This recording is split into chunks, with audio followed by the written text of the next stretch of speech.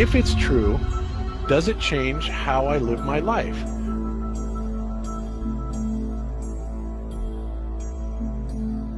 It would be nice if it's true for the government to acknowledge and stop charades. However, I find it really hard, especially knowing someone that works for NASA and his job is to get new packages ready, yada, yada, yada.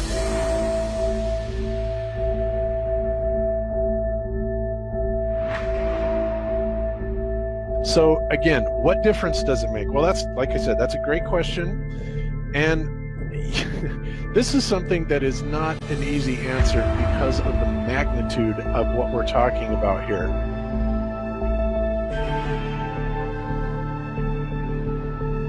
How it will change your life, first of all, when you understand it, it is dramatic, to say the least.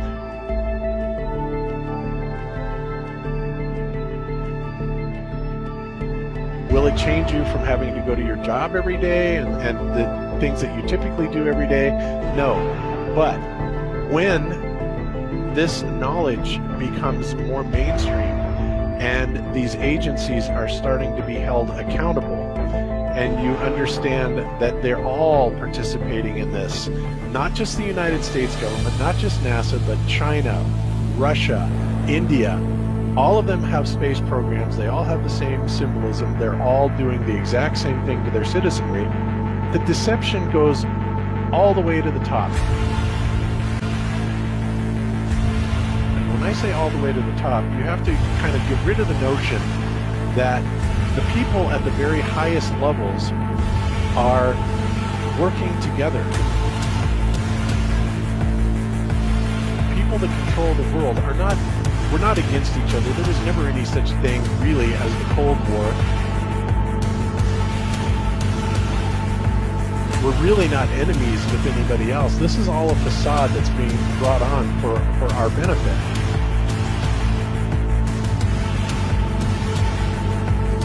But the people that are in power, that have all the money, the Rockefellers, the Rothschilds, the Morgans, the on and on and on, these are the people that literally run the central banking system, which of course has permeated the entire world. And any country that tries to get away from it, their leaders are quickly assassinated.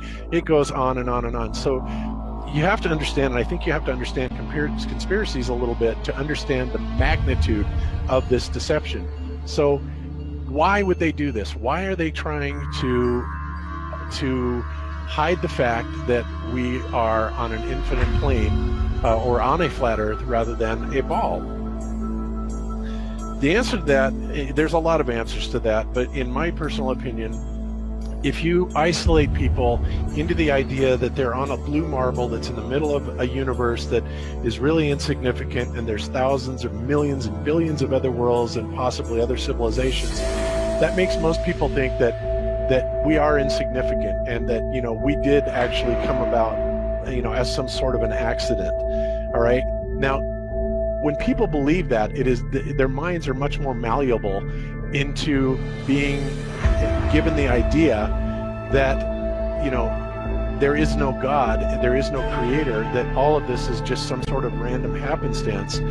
And because of that, you know, that also gives the controllers kind of this fertile soil to build other deceptions on, okay? And it's all about control. Remember, it's not about money. Money is irrelevant. They print the money, right? Money is just, you know, something that you and I agree has value, but it really is just pieces of paper, right? These people are printing the money. They can print money all day long if they want to, and they do. So it's not about that. It's not just about power either. It's about total control.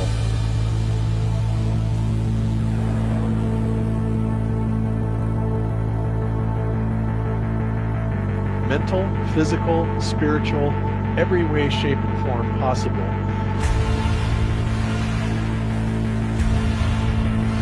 And, you know, to wrap your head around this type of deception, you know, whether you're religious or not, you know, if you're religious, then you understand that this is Satan's plan all along.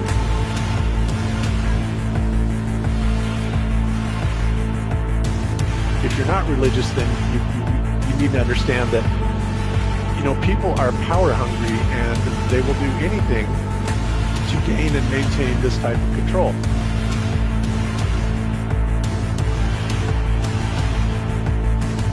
so ultimately, to get back to the question, how will it change? How will it change?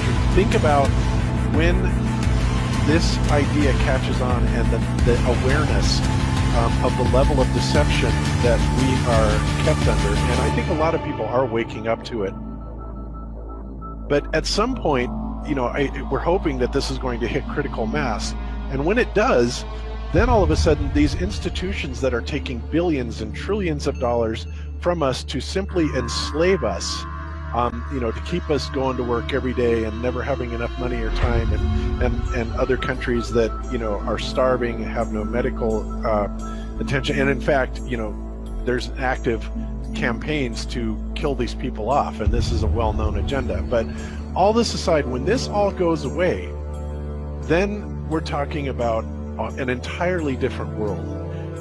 Then we're talking about the kind of world that would be, I dare say, more utopian, and that isn't always necessarily a good thing either. But let's just say that it would be a whole lot better than what we have now if people, understood that we are special, that there is a creator, and that really, when people come to this realization, we will start becoming more aware of the value of other humans and human life.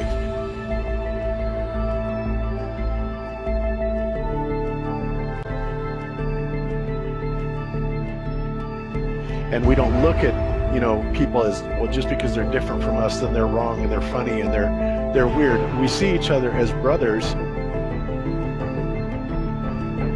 We see each other as related in family, and we start respecting each other on a level that is due to everyone.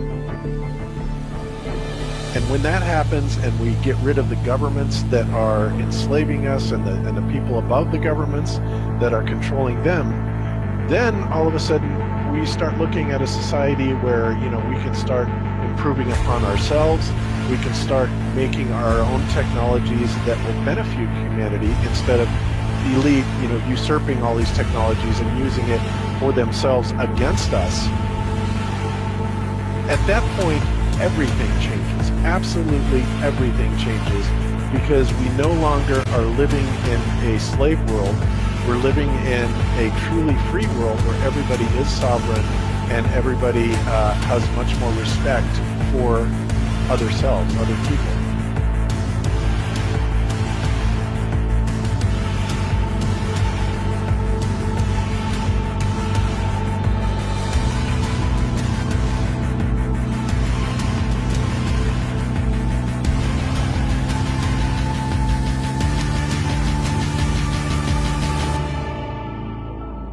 Not only will it change things, it will change things in it'll bring us to an entirely new paradigm, an entirely new way of life. And I'm sure that many people would much rather live in something that would be considered more utopian than what we're at, right now, which is an enslaved system.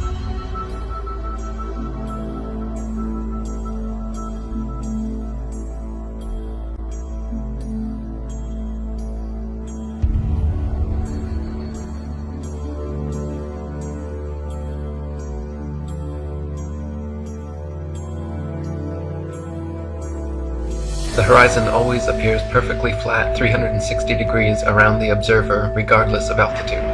All amateur balloon, rocket, plane, and drone footage show a completely flat horizon over 20 plus miles high. Only NASA and other government space agencies show curvature in their fake CGI photos and videos. The horizon always rises to the eye level of the observer as altitude is gained, so you never have to look down to see it. If Earth were in fact a globe, no matter how large, as you ascended, the horizon would stay fixed and the observer would have to tilt looking down further and further to see it.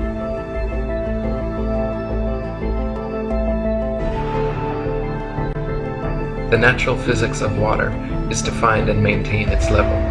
If Earth were a giant sphere, tilted, wobbling, and hurtling through infinite space, then truly flat, consistently level surfaces would not exist here. But since Earth is in fact an extended flat plane, this fundamental physical property of fluids finding and remaining level is consistent with experience and common sense.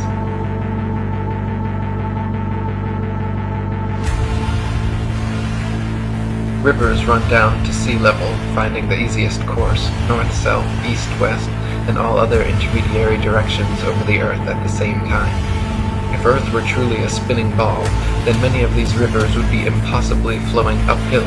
For example, the Mississippi, in its 3,000 miles, would have to ascend 11 miles before reaching the Gulf of Mexico. The distance across the Irish Sea from the Isle of Man's Douglas Harbour to Great Orme's Head in North Wales is 60 miles. If the Earth was a globe, then the surface of the water between them would form a 60-mile arc, the center towering 1,944 feet higher than the coastlines at either end. It is well known and easily verifiable, however, that on a clear day from a modest altitude of 100 feet, Great Orme's Head is visible from Douglas Harbour. This would be completely impossible on a globe of 25,000 miles.